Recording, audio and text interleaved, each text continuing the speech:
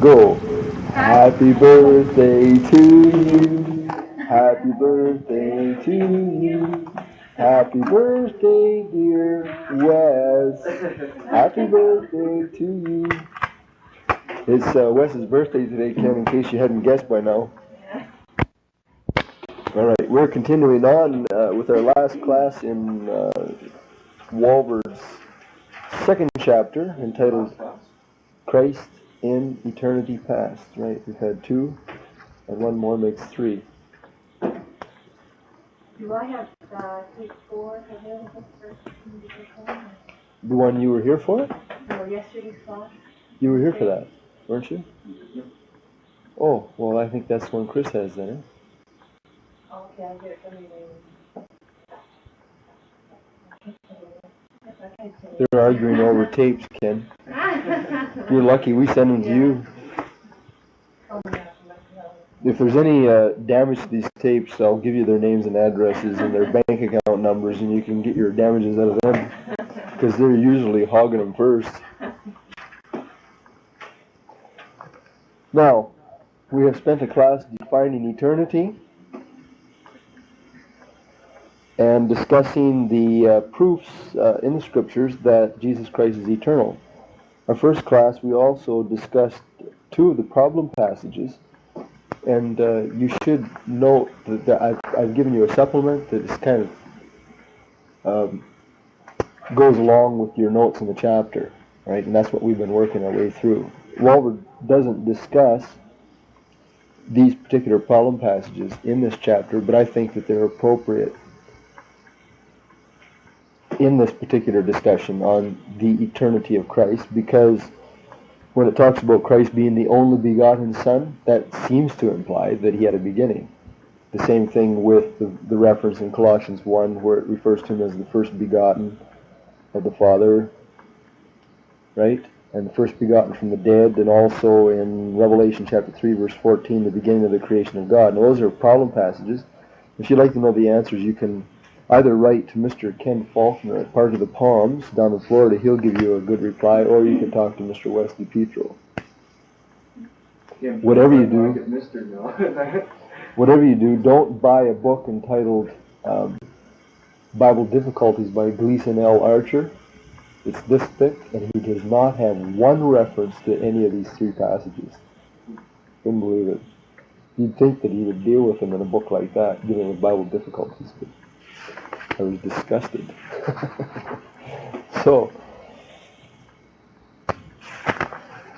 we're picking up today under our discussion of the pre-existence of Christ.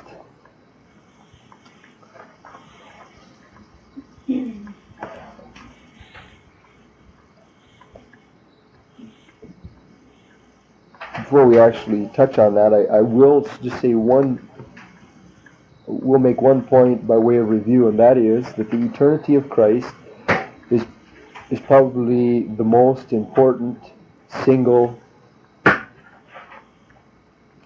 attribute of Christ. Why? Why is it important that Christ is eternal? Why is it significant that the Jehovah's Witnesses don't believe that Christ is eternal? You want to venture on?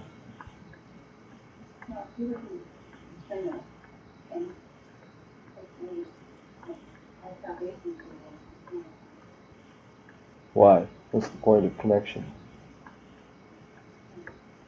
Explain it. Tell them what I'm thinking in my head. Yeah.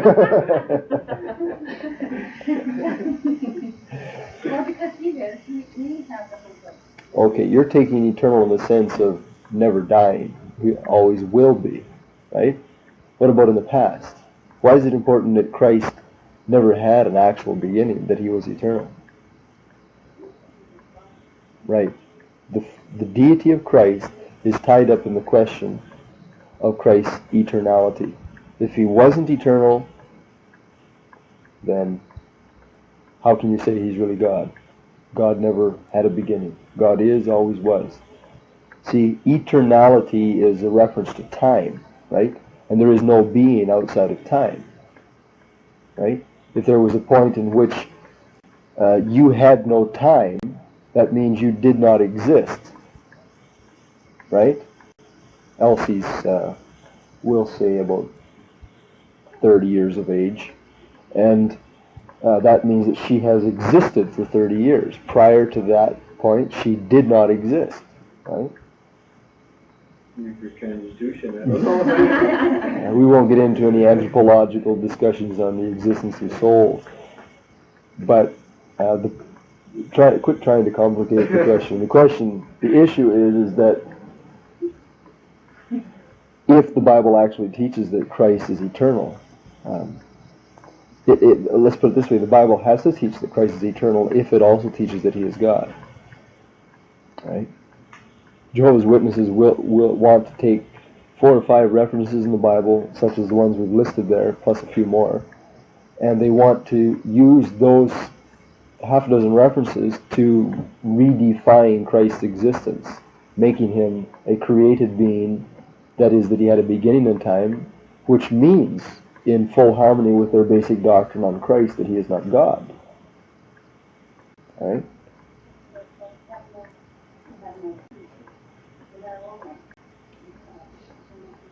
Well, no, they believe that they'll live for eternity on the new earth and the new heaven. That doesn't impinge on that.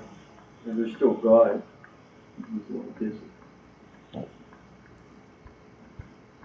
Okay. So anyway, this is the great importance of this chapter. That's why Walvoord starts his book this way, because it's the logical place chronologically, right? On a doctrine to begin at the beginning. Well, in Christ's case, there was no beginning. And that's very important. Now, there are 2 terms that are used in this chapter.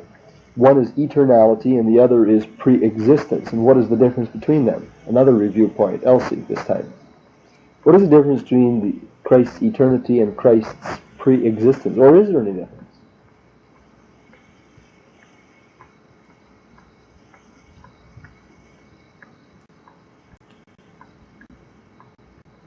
Can't make it any more simple than that. What is pre-existence?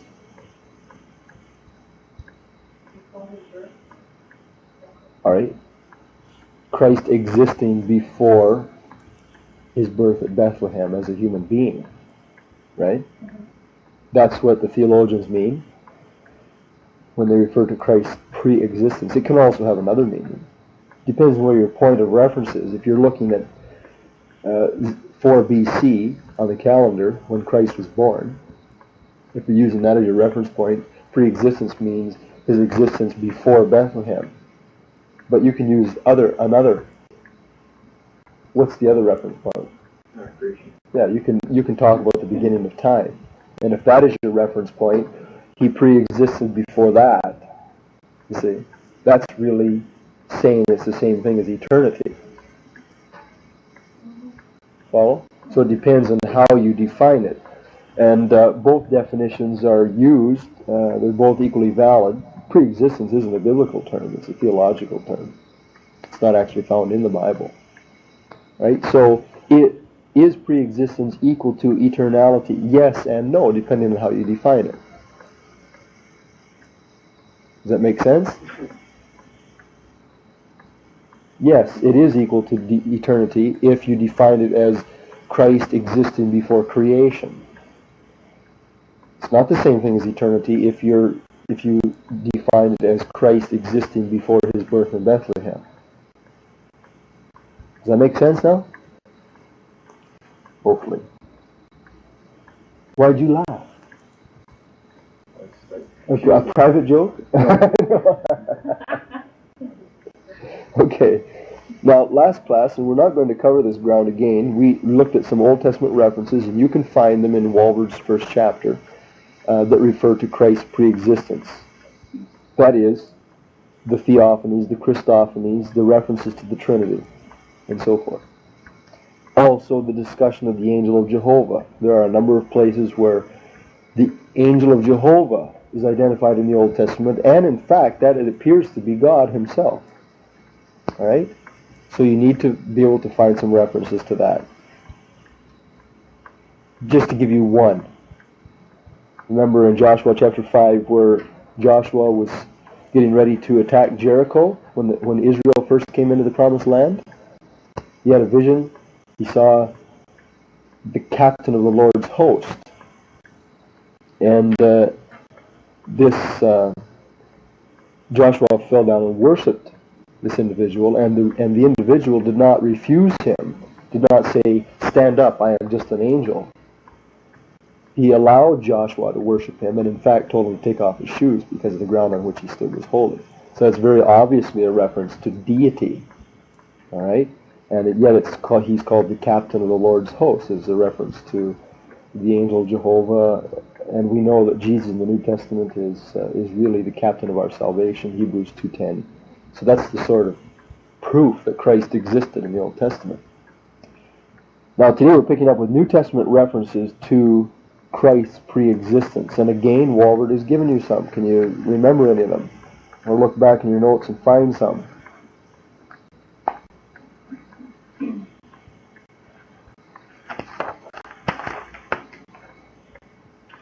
New Testament references to Christ pre-existing, that is, existing in the world, say, during the Old Testament days. Some good ones.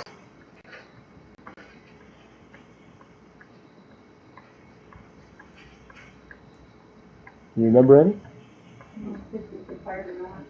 Well, John 8:5? 8:5 Yeah.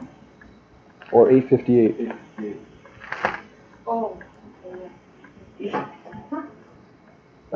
8:5 reads, "Now Moses in the law commanded us that such should be stoned, but what sayest thou?" That's a real reference, though, right? Right, John 8:58. Jesus is referring to Exodus 3:14, and he said, "Verily, verily, I say unto you, before Abraham was, I am." Now, Abraham lived about 1900 years before Christ, and yet Jesus is saying, "I was there. I existed." That's a good one. John 8:58. He lived before Abraham. Another reference, which says, By him all things were created up. Well, I can't quote it, but by him all things are created that were created. I'm not saying it right. maybe you could look it up and read it first then. But that is a good reference, Colossians 1:16. Any of the references in the Bible to Christ creating is obviously a reference to his existence. If he could do something, that means he had to exist, right? By him were all things created that are in heaven, that are in earth, visible and invisible, whether they be thrones, dominions, and principalities, the powers, all things were created by him and for him. Right. And verse 17 question, and he is before all things. Right.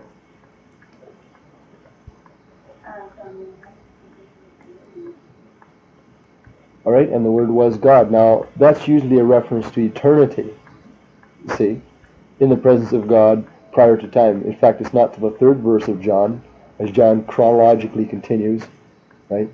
By him were all things made that were made, and without him was not anything made that was made.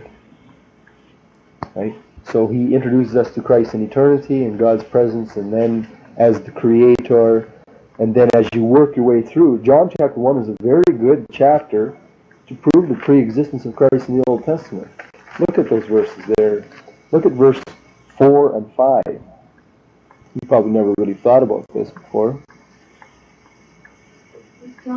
No, John, the Gospel of John. Verse 3 tells us that he was the Creator, and then we continue. In him was life, and the life was the light of men. And the light shined, or shineth in darkness, and the darkness comprehended it not. Now, those are pretty difficult verses to really explain the meaning of, but theologians and commentators generally say that those are references to Christ's work in the Old Testament. He gave life to men. He guided men. He showed men the way to go. He was there. He shined in the darkness of human history, and He was not obliterated or whatever. He was not recognized, however you want to explain it. Look at verse 9 and 10. That was the true light, which lighteth every man that cometh into the world. Still a reference to Christ. What does that mean, lighteth every man that cometh into the world? Difficult. Does that mean that he is given the knowledge of salvation to everybody that's ever been born? Universal salvation? Don't think so. The Bible doesn't fit with other teachings in other parts of the Bible, right? It probably refers to him giving, being involved in revealing God to men in a general way, through natural revelation or, moving the prophets, common grace, as theologians use it. All right? In some way, Christ, even in Old Testament times, all the way through human history, has been personally involved in a revealer capacity of some sort to the human race. Verse 10, he was in the world, and the world was made by him, and the world did not know him. Then we have the incarnation. He came to his own. People didn't receive him. Verse 14, he was made flesh. I think we have a clear chronological presentation by John in the first chapter. So John chapter 1, verses 4 and 5 and 9 and 10 are, I think, unmistakable references to Christ's Old Testament work as revealer, life-giver. It's interesting to see what John the Baptist said about Christ in verse 15. After Christ had actually come into the world, this is what John said. John bore witness of him and cried, saying, This was he of whom I spoke. He that cometh after me is preferred before me. What John is saying is that John was about 30 years of age, and John was 6 months or so older than Jesus Christ. He was Jesus' cousin, and John is saying to the people, now that he's a man and he's doing his ministry, he's saying of Jesus, Christ is coming after me in time. Jesus was born after John the Baptist. Mary delivered her child after her cousin Elizabeth had delivered John, right? So John is the forerunner. He comes before, both in birth and in ministry. Jesus follows John both in birth and in ministry. And John is saying that. He that comes after me is preferred before me. Now, that reference to before means in rank. He's preferred above me in rank. Why? And John says because he pre-existed. See that? For he was before me. Same thing in verse 29 and 30. This is he of whom I said, after me cometh the man who is preferred before me, for he was before me. So, John chapter 1, verses 4 and 5, 9 and 10, 15 and 30. Okay, we won't spend any more time discussing New Testament references on the pre-existence of Christ. Those are fairly good ones. Right? There are more. If you would rather find something that makes more sense to you, well, that you have a good selection, especially in the Gospel of John. Hebrews chapter 1 as well. Now, in conjunction with Walberg's outline in discussing Christ's eternality, he goes on to talk about the divine attributes of the Son of God. And I'd like to add something to that here. He only alludes to it, and he only gives one or two references, but Christ is Jehovah. Christ is Jehovah. And I want to give you a few proofs this morning of that fact, if you want to just make a note of them. If you ever talk to a Jehovah's Witness, you will want to find this page. Or you should memorize the references that I'm now going to give you, because this is the great stumbling block. If you can prove to Jehovah's Witness that Jesus is actually Jehovah, you've screwed his whole theology. Right? He just has nothing to say. And it's not hard to do. There are several. There's probably a dozen or more really good references between Old and New Testaments that when you put them together show that Christ actually is one and the same individual as Jehovah in the Old Testament. Would you like them, or do you want me to stop talking? Okay. Zechariah chapter 12 verse 10 with Revelation 1:7. Zechariah 12:10 with Revelation 1:7. The Zechariah reference says that that the whole world is going to mourn when they see Jehovah coming in his coming. Revelation 1:7 speaks of Christ coming in the clouds with great power and glory, and it says all the world shall mourn because of him whom they have pierced. So the Old Testament talks about Jehovah being pierced and the world mourning at his coming. Revelation 1:7 talks of Christ being pierced and the world mourning at his coming. That's pretty good, I think. Jeremiah 23:5 and 6.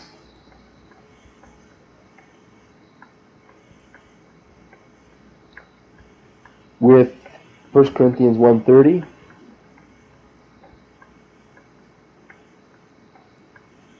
Second Corinthians 5:21. Somebody want to read the Jeremiah 23 reference? And somebody look up 1 Corinthians 1:30 or quote it. Jeremiah 23:5-6. Behold, the days come, saith the Lord, that I will raise unto David a righteous branch, and a king shall reign and prosper, and shall execute judgment and justice in the earth. In his days Judah shall be saved, and Israel shall dwell safely. And this is his name, whereby he shall be called, the Lord our righteousness. Jehovah our righteousness. See? This is his name, Jehovah our righteousness. 1 Corinthians 1:30.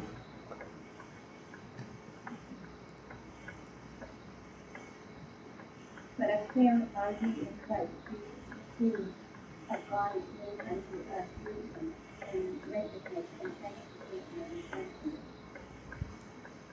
You could also add to that 1 John 2:1. And he is the propitiation for our sins, not for our sins only, but for the sins of the whole world. And we have an advocate with the Father, Jesus Christ, the righteous. I guess that's 1 John 2:2. We have an advocate with the Father, Jesus Christ, the righteous. There his name is, the word is actually used as a title. Right? Psalm 68:18 with Ephesians 4 verses 8 to 10. So we're going to read the Psalm 68 reference.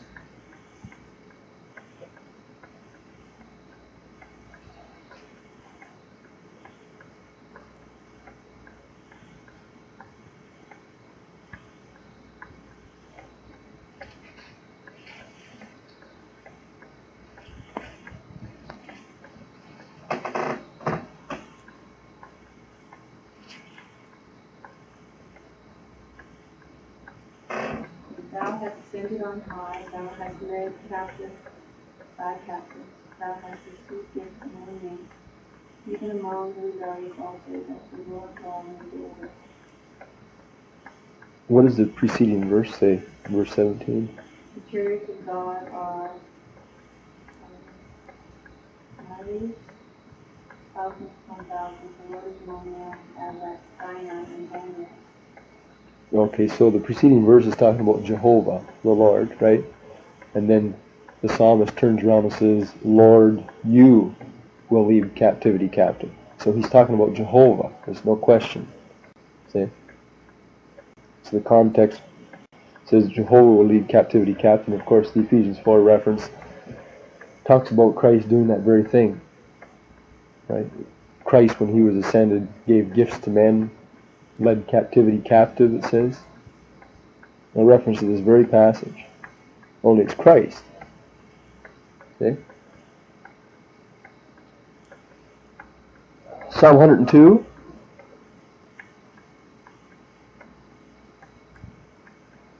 With Hebrews 1:10. I don't know the specific verse there.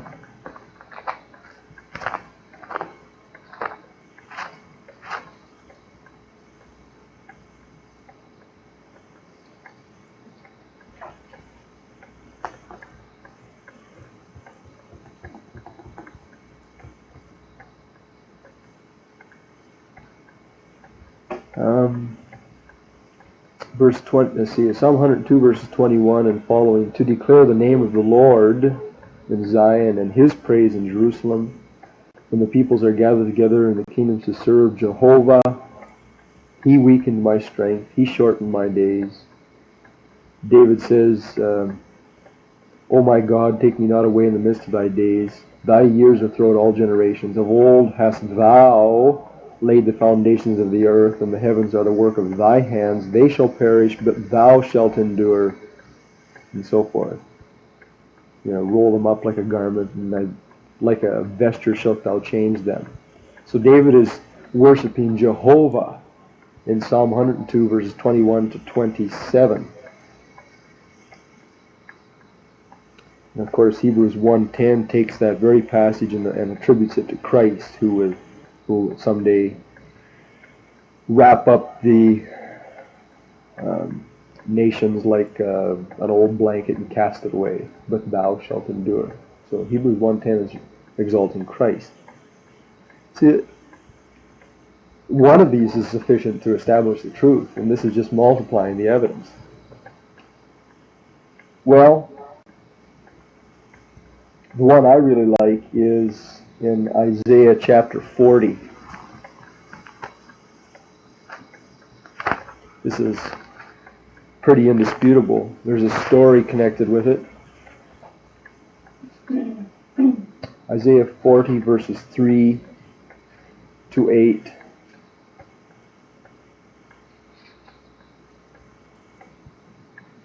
And you connect that up with John chapter 1.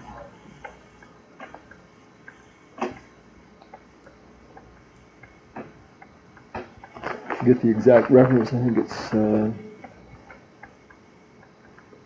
let me find it here.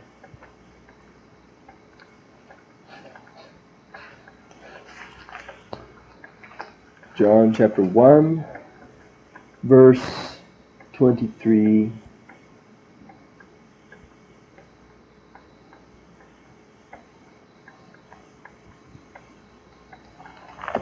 Just read the Old Testament one. It says, the voice of him that crieth in the wilderness, prepare ye the way of Jehovah. Make straight in the desert a highway for our God. Every valley shall be exalted, every mountain and hill shall be made low. The crooked shall be made straight, and the rough places plain. And the glory of Jehovah shall be revealed, and all flesh shall see it together, for the mouth of Jehovah hath spoken it. All right? Now if you go to John chapter 1, the Pharisees came up to him and said, well, who are you, John? They're speaking to John the Baptist. And he said, I am the voice of one crying in the wilderness, quote, and he takes Isaiah 40 verse 3, make straight the way of Jehovah, as saith the prophet Isaiah. The explicit quotation by John the Baptist. And, of course, we know that John was preparing the way for Christ. I remember Paul Pavoni telling me one time that he was talking to Jehovah's Witness in the laundromat at beside the old Century store. And got into a discussion, and he just led this guy down the path. He got that in discussion and asked the fellow if he said, who do you think John the Baptist was preparing the way for? And the man said, well, Jesus, of course. Took him right to John chapter 1 to prove it to him. Jehovah's Witness proved it to Paul. That John the Baptist was preparing the Lord for Jesus, and Paul said, no, he was preparing the way for Jehovah. And the man got very upset. How could you say such thing? And he took him to Isaiah. Wham. Gotcha. You know, it's just inescapable. He had nothing to say. There's no way around it. There's not an argument that could be made. You know, it's so explicit. So, if Christ is Jehovah, the whole point of this chapter and why we're discussing it here is that he pre-existed. He was in existence before his birth in Bethlehem. All right?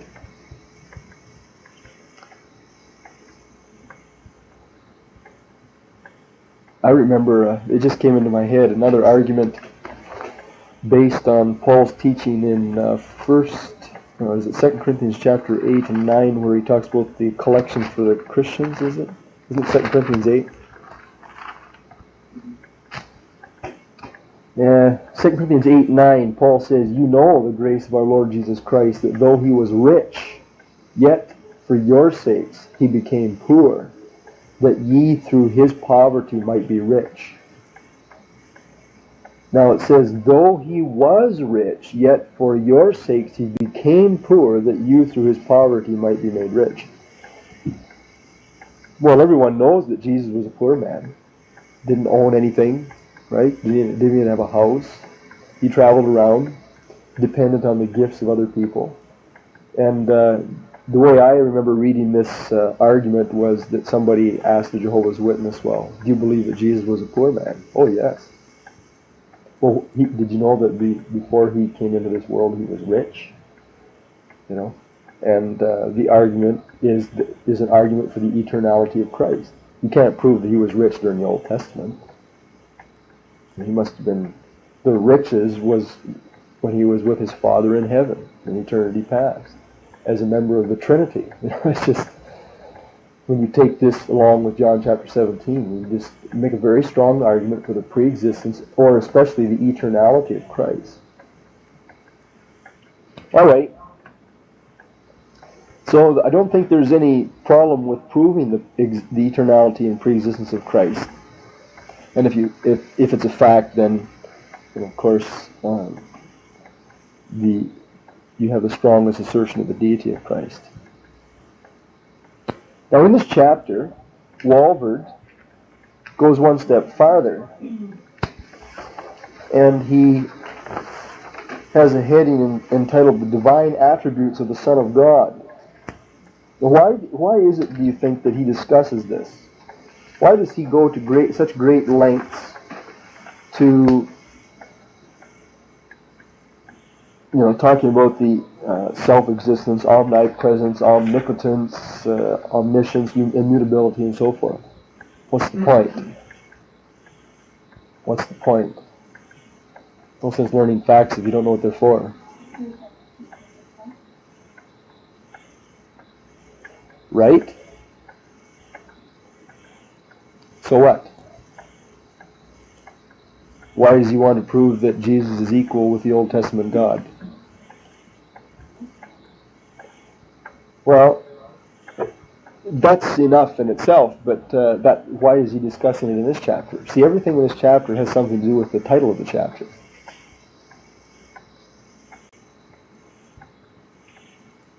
It's so simple that you miss it.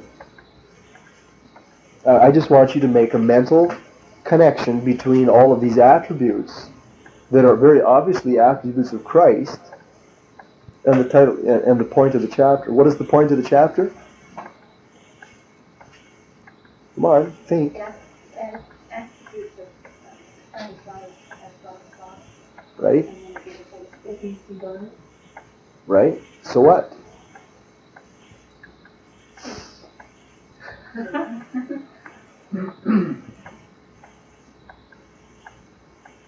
Well, like I said, it's so simple you miss it. What's the point? That is eternal. Right. How does he prove Christ's eternality by talking about attributes? Well, if we prove any part that Christ had any part in any one of the attributes of God, only God can have an attribute of God. Therefore, because God is eternal. Right. That's the point. It's not a hard argument. No, just to show that only God can have an attribute of God. Right? So if Christ even has just one, And if you could prove he just has just one, whether it's he's everywhere, or he's all knowing, or he's all powerful, or he pre-existed, right? Just one of those. So you have to prove. Then, just by proving that, then you prove he's God. He proves God, and he's eternal. Sure. If God is eternal, I mean, we know that God is eternal. Right? He's the only one that ever was. Right? It's not a hard argument, but you have to understand that. You have to. That is the key point. That's the point of connection between all these things. To make it even simpler, when did Jesus live? Old Testament or New Testament? This is tough. As a man, right? As a human being, Jesus lived, according to the record of the New Testament. Well, when did Jehovah live?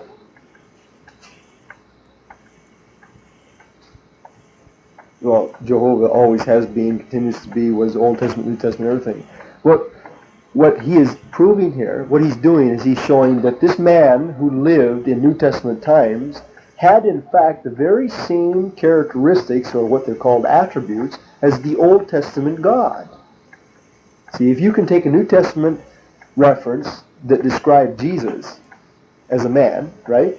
If you can find a reference that shows that Jesus in the New Testament was all-knowing, let's say, and then show that God in the Old Testament was all-knowing, what you've essentially done is show that Jesus is the same as the Old Testament God. Automatically you've proved his pre-existence. That's why he's talking about it in this chapter. He's just making a connection between Jesus, who lived in the New Testament, with the Old Testament God.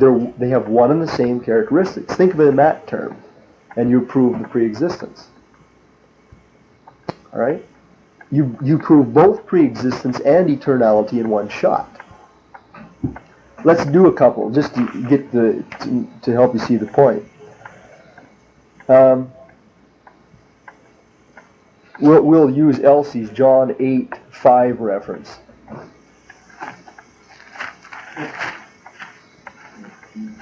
We're just rubbing it in a little bit. John 8:58, actually. Let's go back there. Now, I don't want you to think this is difficult just because we're going to focus on, spend 5 minutes on it. No, we still have about 7 minutes left on the tape. We did this. I told you. Ken wants to get his money's worth. Now, everybody knows that Jesus had a confrontation with the Jews, recorded in John chapter 8. And Jesus said in verse 51 that, and 50 implied that a person could never die. And so the Jews raised the question of Abraham. They said, Abraham died. He was a great man. He was the father of our nation. What do you mean you could never die if you're a believer? And the prophets. And then since they raised the question of Abraham, Jesus went on and said in verse 56, your father Abraham rejoiced to see my day, and he saw it and was glad. This really made the Jews hot. You're not even 50 years old, and you've seen Abraham? Jesus said unto them, verily, verily, I say unto you, before Abraham was, I am. Now, where's the explicit Old Testament reference where Jehovah, or God, the God of the Old Testament, was called I am? Does anybody know? Jesus was alluding to an Old Testament passage that all Orthodox Jews firmly believed was a title for God. Exodus chapter 3, the story of the burning bush, remember? Moses was being commissioned to go into Egypt to lead the Jews out. He was standing there. God told him out of the burning bush, take your shoes off. You're standing on holy ground. And Moses said, but I don't know what to say. They won't believe me. Do I just come into Egypt saying, I saw God, follow me out? Who am I going to say sent me? Give me your name. I want to know your name. And so for the first time in human history, God reveals himself to be the I am. That's Exodus chapter 3. Right. Now, here's something you maybe never thought about before. Who lived first, Abraham or Moses? Chris? Elsie? You had a 50-50 chance. We're taking a class survey. Who lived first, Abraham or Moses? Wes? Ken? This is the tiebreaker. Come on, Elsie. Who lived first? What nation did Abraham belong to? What nation did Moses belong to? Chris? What was he? He wasn't an Egyptian. Well, he was, sort of. Legally, he was an Egyptian, but what was he really? Who were his parents? Who were Moses' parents?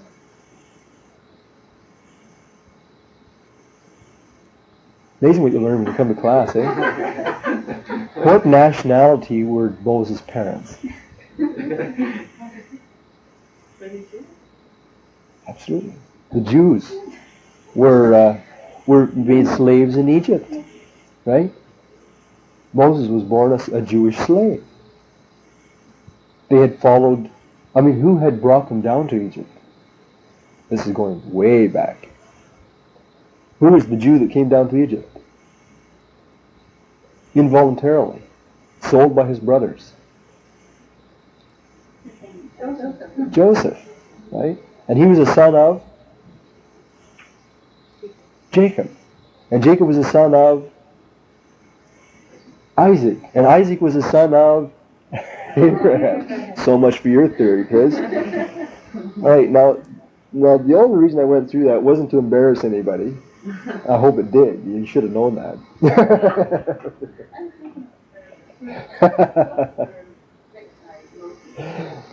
All right. But Abraham came way before Moses, 400 and some years. All right. But God wasn't revealed to the human race as being the I am until the days of Moses. But Jesus said, before Abraham was, I am. So what Jesus was essentially doing was saying, I've always been. Always been. I'm eternal. Okay? Now we've still got 1 minute left on the tape. Here's an example of the attributes. All right, Walford lists them there. The first one that he talks about is the eternity and pre-existence. And one of the references that Walford gave you was John 8:58. Now it's your job as my students to go through those lists of attributes, find a New Testament reference that describes Christ in one of these ways that proves that he is self-existent or omnipresent. All right? Make a list, one reference for each of those from the New Testament that describes Jesus. Then I want you to somehow find a reference to God in the Old Testament that proves the same characteristic. And when you can do that, then you have enough ammunition to prove over and over and over again that Christ is eternal because he's God. All right? That's why it's so important. All right? We didn't even actually finish the reference to the Trinity. That'll only take us 5 minutes next class. We'll do that before we get into chapter 3. All right? I have just given you today a list of questions that summarize this second chapter in Walford. I think you should be able to answer all of those questions. I won't ask for them back this time. But if you can't answer those questions, you have a hard time answering the questions in a 6 weeks test. How are you going to record the reading?